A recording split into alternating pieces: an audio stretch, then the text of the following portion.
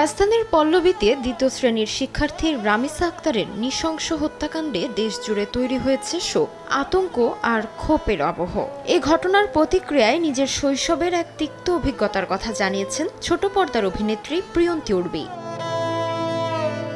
সামাজিক মাধ্যমে এক পোস্টে অভিনেত্রী জানিয়েছেন, কিছু ঘটনা মানুষ কখনো ভুলে যায় না, শুধু চুপ করে বাঁচতে শেখে। তিনিও ছোটবেলায় অশালীন স্পর্শের শিকার হয়েছিলেন, আর তাই শিশুর প্রতি নির্যাতন কিংবা ধর্ষণের খবর দেখলেই ভেতর থেকে ভেঙে পড়েন অভিনেত্রী।